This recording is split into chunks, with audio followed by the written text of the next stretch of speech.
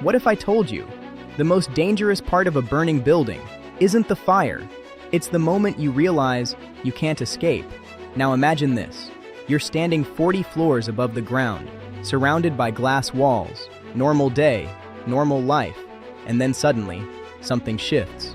Not loud, not dramatic, just a small detail your brain almost ignores, a faint smell, something burning. Now here's the question. How long does it take for your brain to accept that you're in danger? Because in most cases, people don't react immediately. They hesitate, they doubt, and that hesitation can cost everything. Now imagine looking around. No one is panicking yet. People are still sitting, still working, and your brain starts telling you, maybe it's nothing. Maybe it's just a small issue. But deep inside, something feels wrong. Now ask yourself, would you act early or wait like everyone else? Because the people who survive are usually the ones who move before others even understand what's happening. Now imagine the fire alarm suddenly blasting, loud, aggressive, impossible to ignore. And in that exact second, the entire atmosphere changes. Calm turns into confusion, confusion turns into fear, and fear turns into chaos. Now imagine people rushing toward the exits, footsteps echoing, voices rising, and you follow, because that's instinct. But here's the twist. What if the path everyone is running toward is already a trap? Now imagine reaching the stairwell, pushing the door open, and instantly, a wave of thick black smoke hits your face, forcing you back, your eyes burning, your lungs reacting, and in that moment, reality hits you. Your only escape route is gone. Now ask yourself, what do you do when the exit becomes the danger? Because this is where survival stops being simple.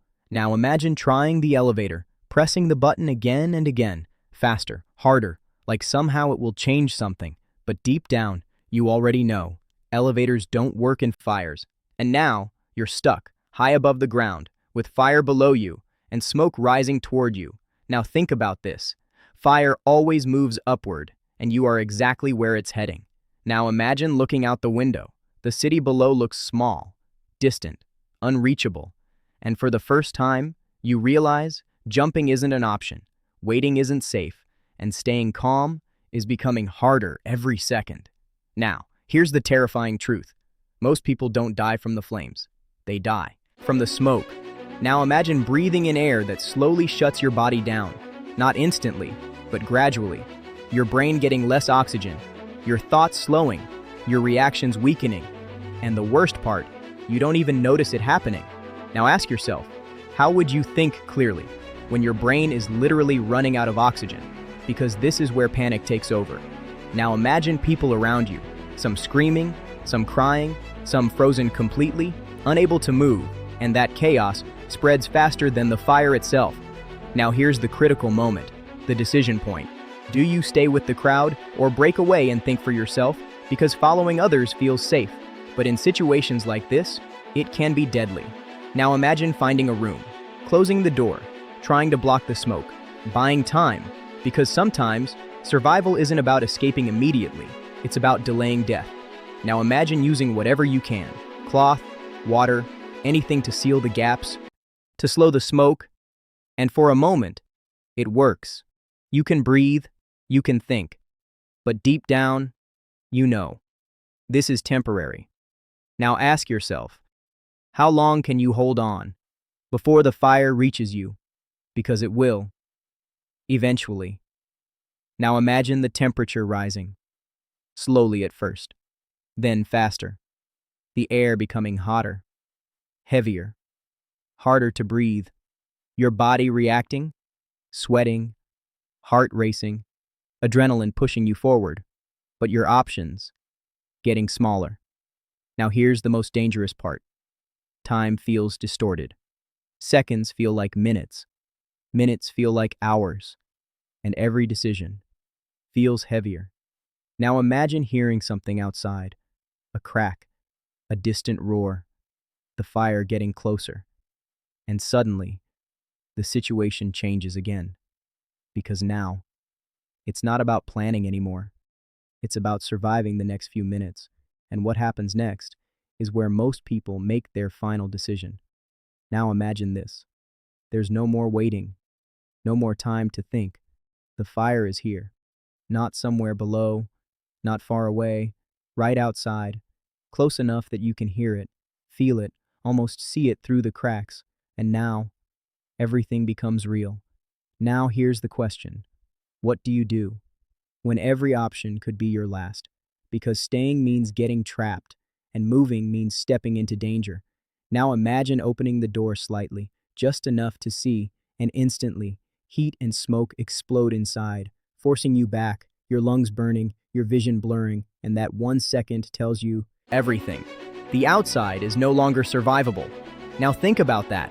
You are completely cut off. No exit, no safe path. Just time running out. Now imagine the heat rising faster, your skin reacting, your body losing energy, your breathing becoming shorter, weaker, and now your mind starts racing, searching for anything, any chance, any way out. Now ask yourself, would you risk everything on a single desperate move? Because sometimes survival isn't about safe choices, it's about the least deadly one. Now imagine going back to the window, looking down again, but this time it feels different because now it's not just distance, it's a decision. Now think about this. People in extreme situations don't think the same way. Fear rewires your brain. It changes what feels possible, what feels acceptable.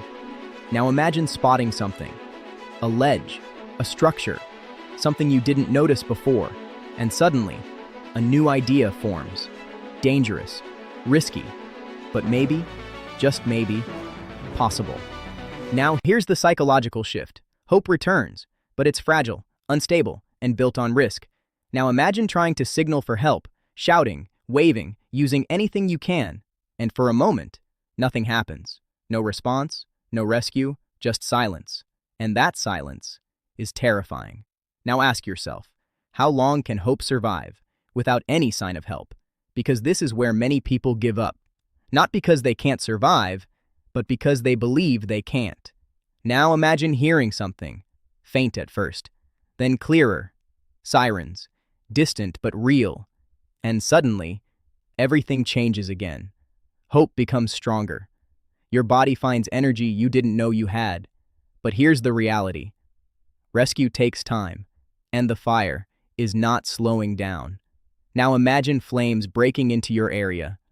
Visible, aggressive, unstoppable. The heat becoming unbearable. Your body reaching its limit. And now, the final decision is in front of you. Stay and hope for rescue, or take a risk that could either save you or end everything instantly. Now ask yourself, what would you choose? Because in moments like this, there is no perfect answer, only consequences. Now imagine taking that risk, whatever it is, moving, climbing, escaping in a way you never thought you would.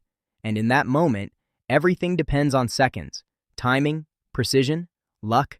Now imagine help finally reaching you, firefighters breaking through, voices calling out, hands pulling you to safety.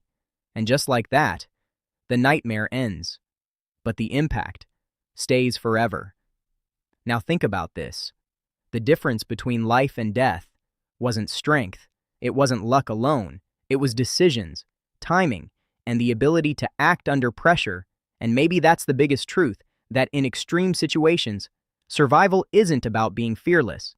It's about acting despite the fear, because when there's no way down, you either find a way or you become part of the story.